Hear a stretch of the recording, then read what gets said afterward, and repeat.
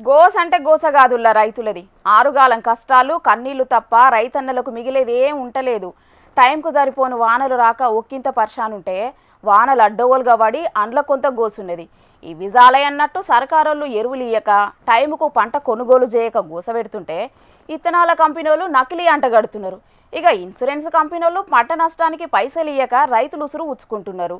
ఇక ఇట్లా ఇన్ని బాధలను గుండెల్లో పెట్టుకొని నోట్ల నాలుకలేనుల లెక్క మీదికి కనబడేటోళ్ళు కొందరైతే ధైర్యంగా గొంతెత్తి రైతన్నలు ఉసురు ఉచ్చుకునేటోళ్ళ భరతం పట్టేటోళ్ళు గియన్న సొంటోళ్ళు కొందరు ఉంటారు. రైతన్న గోస దునియాకు తెలిసేటట్టు ఏం చేసిండో మీ కళ్ళతో మీరే చూడుండ్రి.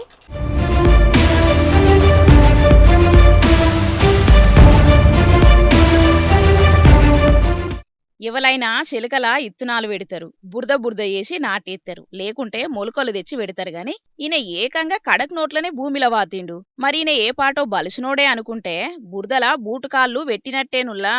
బీమా పైసలు ఎగ్గొట్ట చూసిన కంపెనీళ్లకు కుక్క కాటకు చెప్పు దెబ్బ అన్నట్టు నిరసన తెలిపి దునియాకు ఆయన తిప్పలు చూపెట్టిండు. కంపెనీళ్లు నెత్తినోరు కొట్టుకునేటట్టు చేసిండు. ఇంకో తాప రైతన్నకు పైసలు ఎగ్గొట్టాలంటేనే చెమటలు పట్టేటట్టు చేసిండు. అసలు ముచ్చటేందంటే గీ అన్న పేరు మల్లారం బావరి. రాజస్థాన్ రాష్ట్రం నాగౌర్ జిల్లా దేవరియా జతన్ అనే ఊర్లుంటాడు. ఈయనకున్న పొలంలో పత్తి పంట వేసుకున్నాడు. ₹1,00,000 బ్యాంకు లోను తెచ్చి సాగుబాటు చేసిండు. పంటను మంచిగా కాపాడుకున్నాడు గాని చెడుగొట్టు వాన ఈ అన్న ఆశల మీద యాసిడ్ జల్లినంత పని చేసింది. పెట్టుబడి కాదు గదా, నెల వడ్డీ పైసలు కూడా మిగులకుంటయింది. ₹4,000 పత్తే ఎల్లింది. ఇంత గోసైనా రైతన్నకు ముందు సూపు బగ్గనే ఉన్నది. పంట మీద బీమా తీసుకున్నాడు, ఇన్సూరెన్స్ కట్టిండు.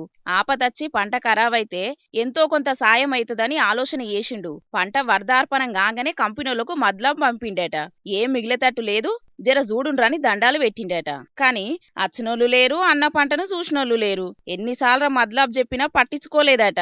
అధికారులు కూడా ఏం సప్పుడు చెయ్యలేదట. మరి అప్పు తెచ్చిన పైసలు కట్టక తప్పదాయే. ఇక ఇట్లయితే ఈనరని ఈ ఇన్సూరెన్స్ కంపెనీలకే కాదు దునియాకు తెలిసేటట్టు నా పొలంలో పైసలు వండుతున్నాయి, అచ్చి తీసుకపోండ్రని వీడియో తీసుకున్నాడు, ఇంటర్నెట్లు ఇడ్చిండు. పొట్టు పొట్టు వైరల్ అయితాండు. కడక్ నోట్లు కూడా మొలకలొచ్చి ఖాతా కాత్తయా, పైసల పంట కూడా ఎత్తరా అని అందరు అడిగితే ఉన్న ముచ్చట చెప్పి ఇన్సూరెన్స్ కంపెనీల పరువు బాజాట్ల పెడుతున్నాడు.